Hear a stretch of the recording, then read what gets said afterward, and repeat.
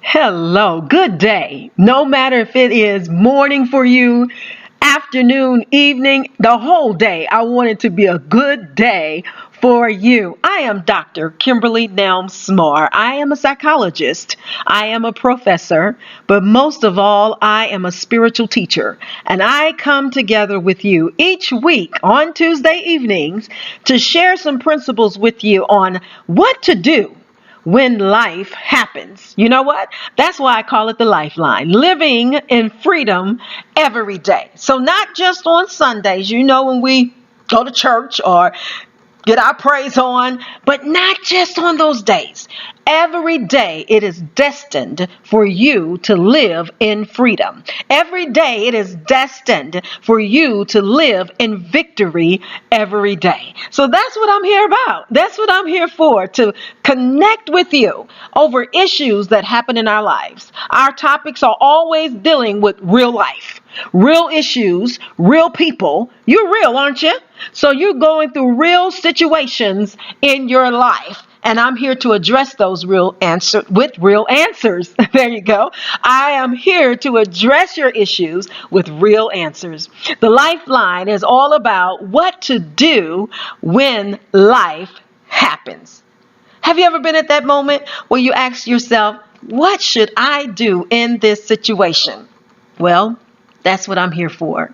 Not just because I'm a psychologist and a doctor, not just because I'm a professor, but because I have been through life. And I know life happens. Sickness, it happens, yes. Divorce happens, yes. Singleness happens, yes. Been there too. Sickness, did I say that already? Been there several times. All types of illnesses happen. We've just been through a hurricane. Loss happens. Recovery happens. And you know what? Children's problems, they even happen. There's so many things that you go through in your life. And you've probably been at the place where you asked, what should I do when my life is going through this?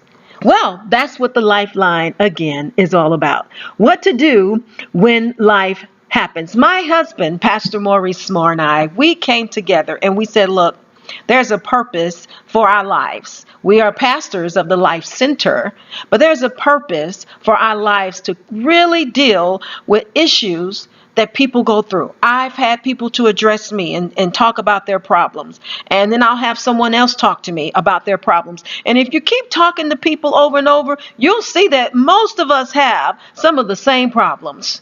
But we really lack having the answers. Well, I've been through enough in my life. Oh, yes, I've been through divorce, and that's like a hole in your soul. I've been through serious diagnosis of illnesses. Yes, I've been there too. I have been to the place where I have attempted suicide. So I know the effects of depression, oppression, suppression, and repression. So I have survived. So I can tell you how to live in freedom every day. I've been through extreme grief. My father passed away a few months ago, and my father and I were beyond twins, beyond Siamese twins. So I know what grief feels like, and grief is real. Grief happens. Life happens. And that's what this is about. This time that you're setting aside with me to talk.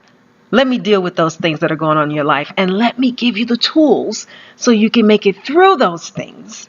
And so that way you can live in victory every day. You can live in power every day.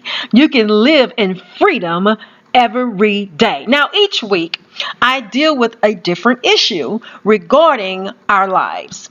I've dealt with what do you do when pain happens? I've dealt with what do you do when temptation happens? Ooh, that one was a good one. What do you do when debt happens? My husband really broke that one down. What do you do when doubt happens?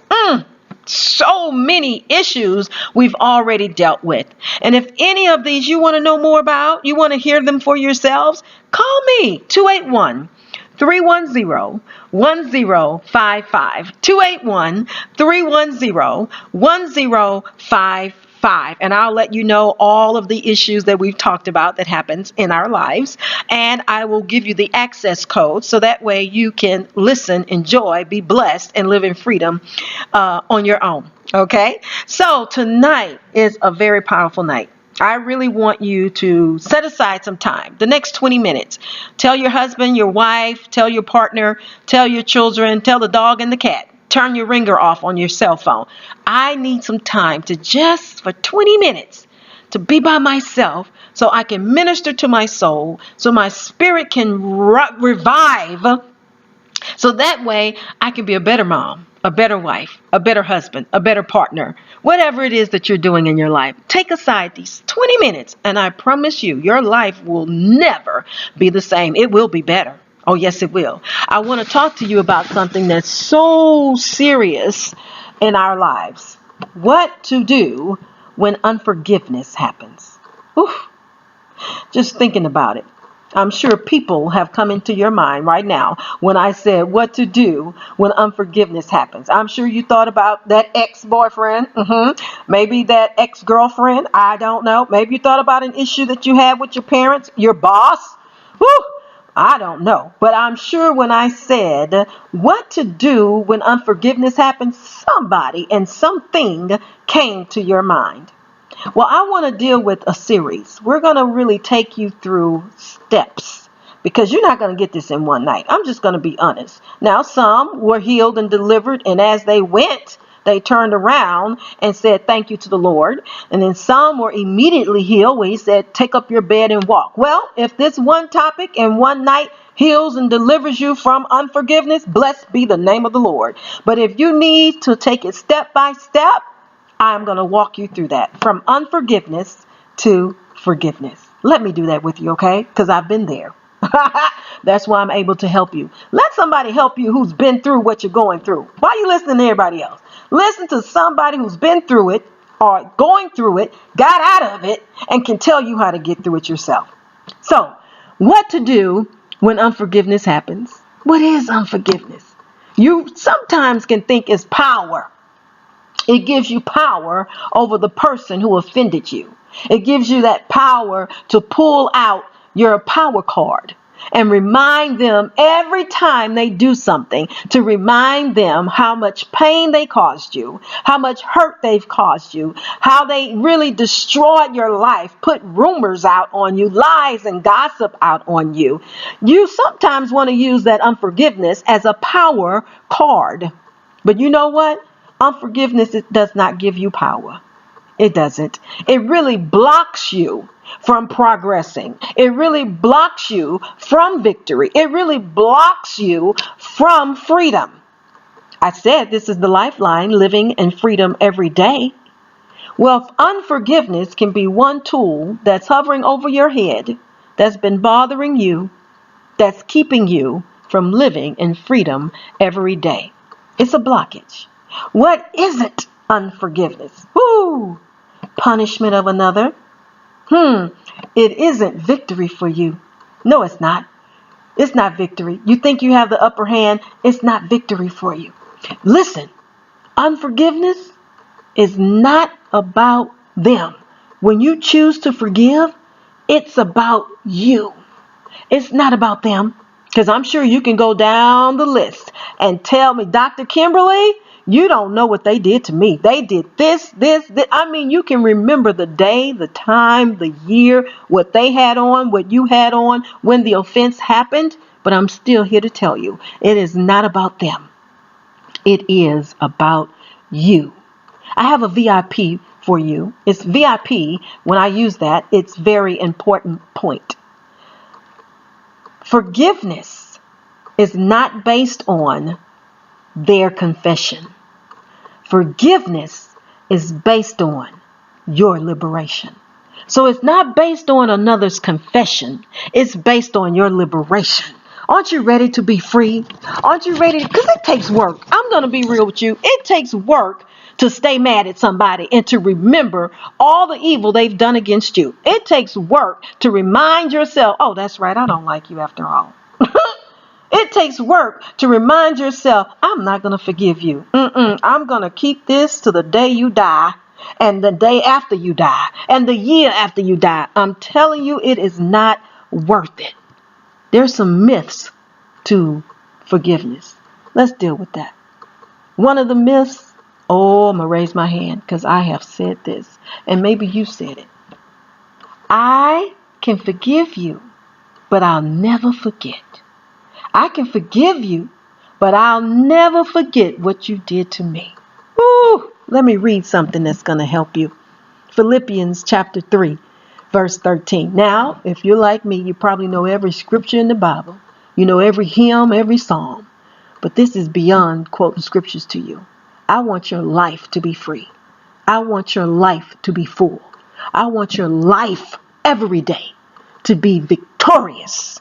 So listen. Philippians 3 and 13 says, I do not consider myself yet to have taken hold of it. In other words, I don't consider that I know everything. But one thing I do know, that if I forget those things behind and press toward what's before me, I'm going to get to where I need to be. Forgetting those things which are behind and pressing is a strain. I'm not going to lie to you and say, oh, blessed be the Lord, you are forgiven right now and whoop, it's done. You may not be able to do that right now with your offender. That's why you are pressing toward the mark. What mark we're talking about tonight? The mark of forgiveness. We're going to call it that. So when you say, I can forgive you, but I can't forget, remember, forgetting those things which are behind. Everything happens for a reason. Oh, Dr. Kimberly, you just don't know. You don't understand. He cheated on me. I was faithful, and she lied on me. I gave her my loyalty. I gave her the utmost respect. I shared my deepest secrets with my friend, my best friend. And they stabbed me in the back. They told all my business. You don't understand. I know you're talking about unforgiveness. I know you're talking about forgetting what's behind. But you, Dr. Kimberly, you don't realize what this did to me. This damage that happened to me. Listen, I may not know it all. I may not know what happened to you. But I do know if you choose to forgive and forget what's behind, keep pressing and straining towards what's before you, you will get to a place of freedom that even your offender can't even bother you. You'll get to the place where you can look at that person and still say, God bless you. You'll get to the place, trust me, if you want to hear from anybody who's been offended, backstabbed, lied on, gossiped about, you're listening to the right person. Dr. Kimberly, before I was a doctor, I was just Kim. And Kim has been offended, just like how you have. But I promise you, if you allow me to walk you through these steps, you're going to get to freedom. You're going to get to the place of forgiveness where you can say, you know what? Peace be unto you. We may not get along anymore. We may not be best friends anymore. It's okay. We may be divorced. It's okay. I still bless your path. I bless your future. And then I keep on moving on. That's a place I'm going to help you get to, that place of forgiveness. How about that? Now, I have another VIP for you. Very important point. The situation, whatever the offense was, it had a purpose to teach you something. So since it had a purpose to teach you something, because everything in our life has a purpose to teach us. Now, the key is for us to learn the lesson, gain the wisdom, so we won't have to repeat the lesson again. But even that offense, that backstab, that gossip, that lie, that cheat, that affair, whatever attack that came against you, that offender, it happened to teach you something. So rather than say, I can forgive you, but I can't forget you, say this, I can forgive you, but I can't forget what it came to teach me. I'm going to help you get there. Don't forget what it came to teach you. You sometimes have to be taught, I did, not to listen to people's words. Maybe the offense came because of that lesson. You needed to learn not to just listen to people's words. Oh, I love you. I'll never hurt you. I'm there for you. Sometimes people are real good and poetic and will pull you into what they want you to believe. But if you trust the Spirit will lead you to hear what's not being spoken. So maybe that's a lesson that came through the offense to teach you to listen to the Spirit so the Spirit can teach you who to trust. So I can forgive you, but I'm not going to forget the lesson that came through this offense, because that lesson is going to make me stronger. It's going to make me better. It's going to make me wiser. That way I can be in freedom every day. Now, there's some reasons for unforgiveness. Pain. Maybe you like David in the book of Psalm 55 in verse 4 and verse 13. David had pain. He trusted someone who was dear to him. He trusted his dearest friend. And it was that same friend, he said, that sat at my table, ate my food, confided in, that hurt me the most. David said in Psalm 55, it severely pained me. So what are some reasons for unforgiveness? Pain. What are some other reasons? Hurt, emotional pain, a hole in your soul. I call it that. A hole in your soul. Tears when no one can see it. Tears when the makeup is hiding it. Sometimes our reason for unforgiveness can be due to hurt. Abuse. I've been there. I speak to those who are survivors of domestic violence. Yes, that can be a reason for unforgiveness. You just will not be able. This is what you've said. I will not be able to forgive the person who beat me. I will not be able to forgive the person who emotionally abused me. These are many reasons for unforgiveness, and possibly justifiable reasons for unforgiveness. There's another reason, anger. Anger with yourself. Self-disappointment. By now I should have been here. By now I should have been at a better place in my life. Maybe those self-disappointments you have. Unforgiveness against your own self. I'm going to deal with that some more in our next session. What are some other reasons for unforgiveness? Disappointment. Man, if I look back at half of my life, I should have been more ahead. Maybe you're feeling like that. Maybe it was infidelity that gave you a reason for unforgiveness. You devoted your life to that person. You gave your whole heart to your partner, your wife, your mate, your husband, your courtship. You gave it all that you could give it, and then she cheated. A reason for unforgiveness. What other reason? Brokenness. Just period. Friendships. Relationships with your parent. Relationships with your child. Brokenness can be a reason for unforgiveness. But I want to help you move from unforgiveness to forgiveness. Now, I talked about unforgiveness. It ain't power. You thought it was. Yes, I'm a doctor and I said ain't. It ain't power. You thought it was. You thought it gave you the upper hand. It made you feel more righteous than the other person because they failed and you did not. They faltered and you did not. Oh, no. You're sinning right there. But let's move from unforgiveness to forgiveness. What is forgiveness? Now, I am a supporter, purporter, encourager, inviter, inclusive of all faiths that support and stem from the Abrahamic faith. The Old Testament, Father Abraham. Out of Father Abraham, the Abrahamic faith, we have Islam of the Muslims. Now, if you choose to cut off the video, bless your name, and I bid you peace. But there's also Judaism from the Jews. And then, of course, we have Christianity.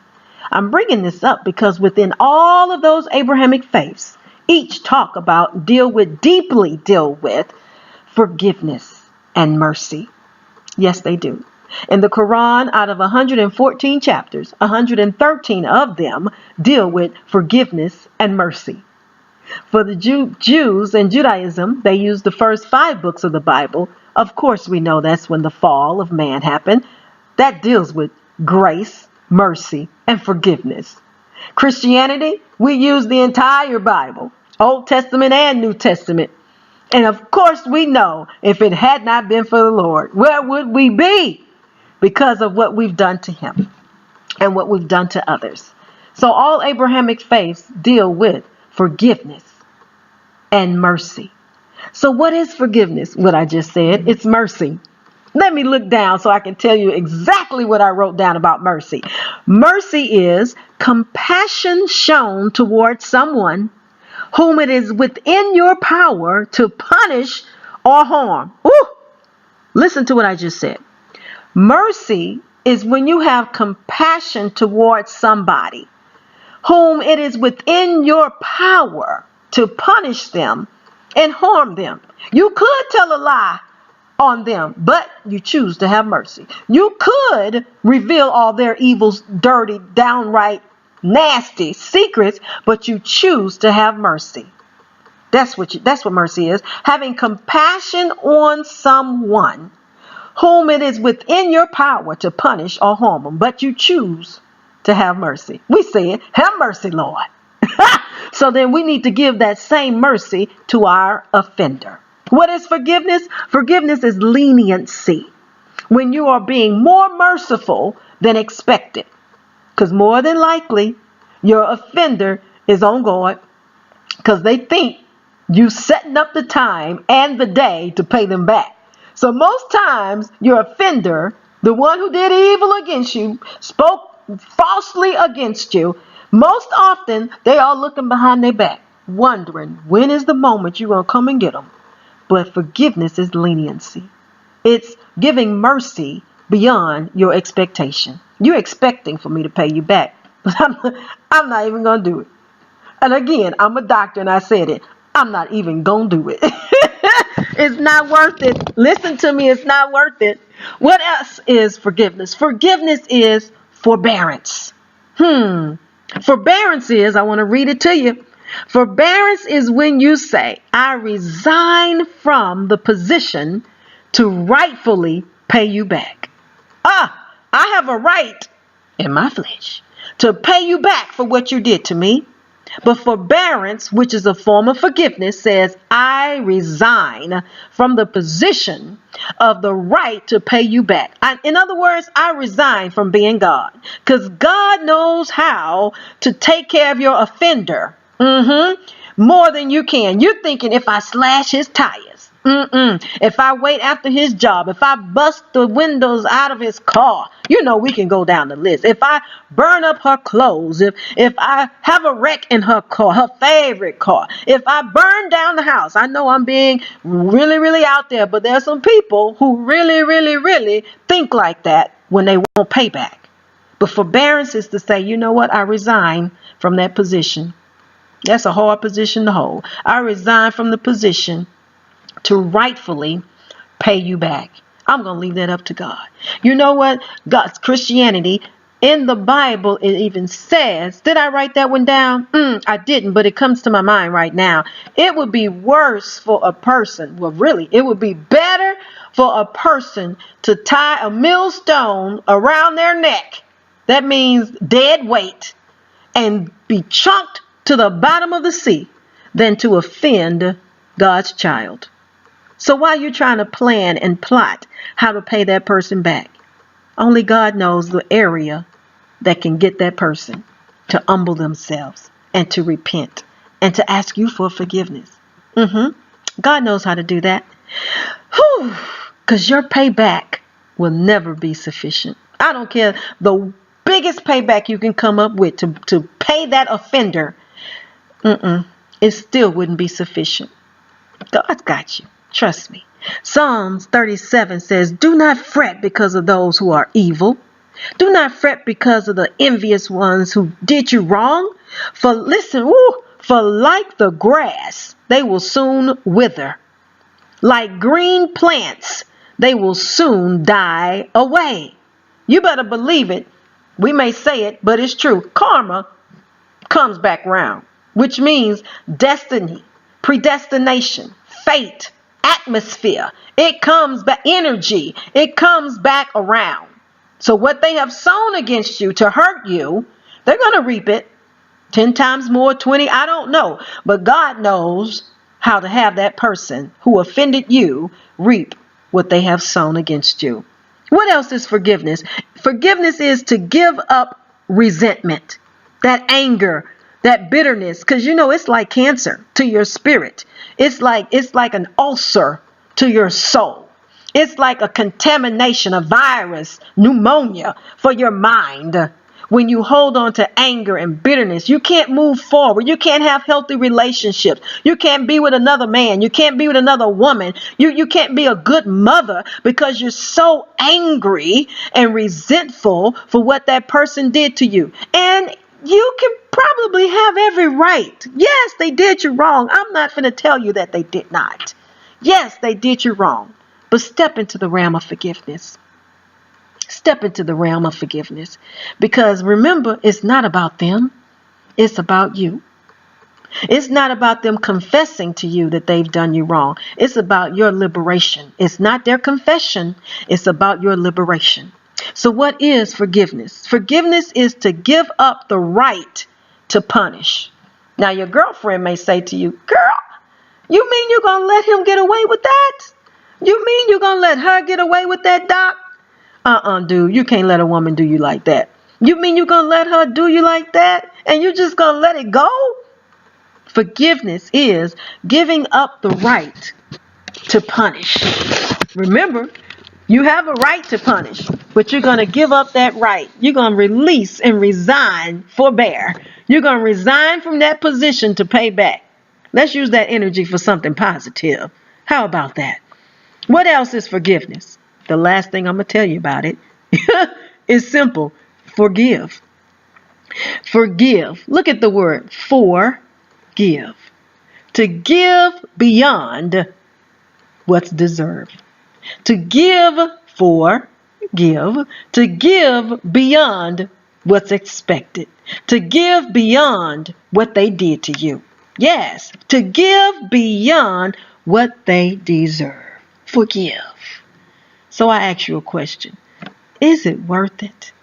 Holding on to that unforgiveness, is it worth it? It's not. It's not. And if you stick with me over these next couple of weeks, I'm here every Tuesday evening, 6:30 p.m. Central Standard Time. You can come on Facebook Live and see me. If you will allow me to partner with you, I promise you're going to get to the place of forgiveness. You're going to be able to do it. Ephesians 4:31 and 32. Let me read it to you. Get rid of all bitterness, rage, and anger. Get rid of brawling and slander. Get rid of every form of malice. Get rid of that and just be kind. Be compassionate. Be forgiving.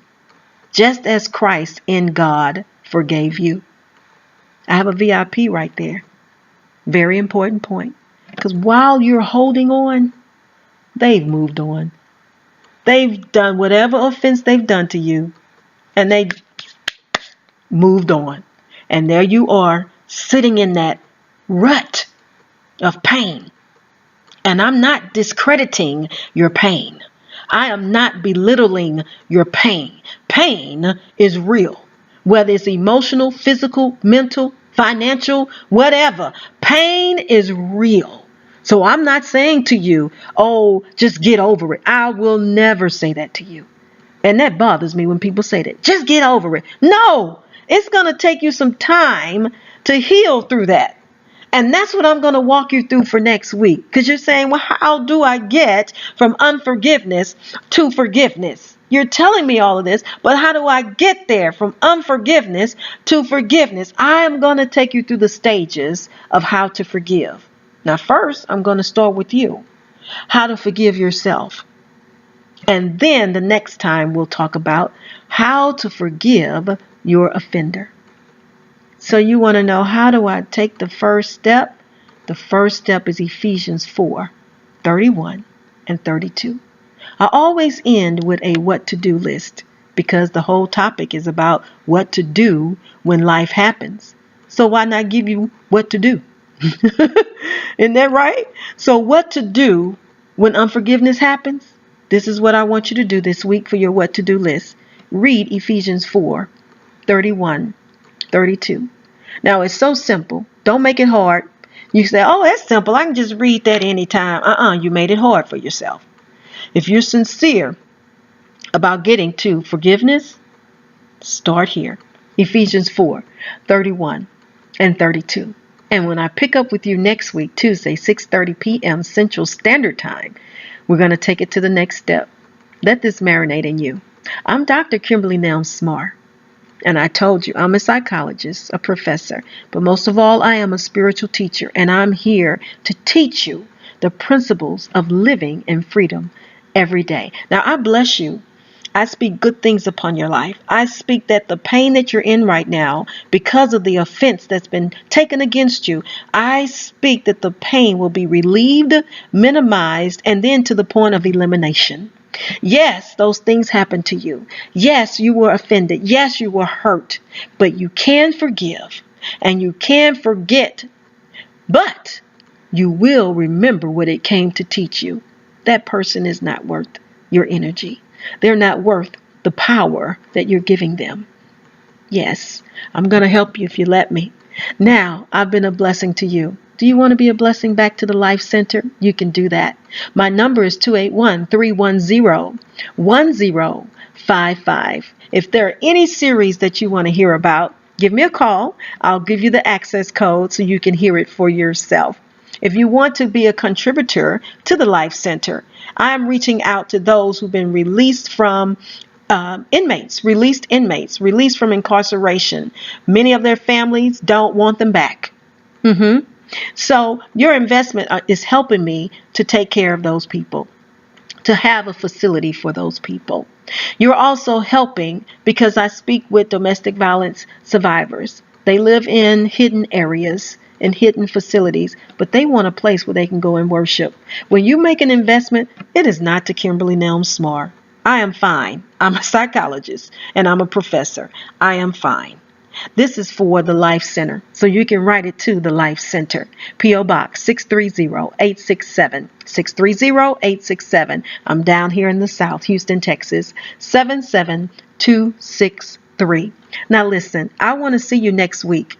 Yeah, I'm looking at you. I want to see you next week. Tell somebody else about it. Tell them their life can be better. Tell them their life can change. Tell them they can live in freedom every day. To join you next Tuesday, 6:30 p.m. Central Standard Time. I love you from my heart, and I know I'm going to see you. Live in freedom every day. Live in blessings every day. And you know what else? May the Lord increase you more and more. Psalms 115. Blessings to you.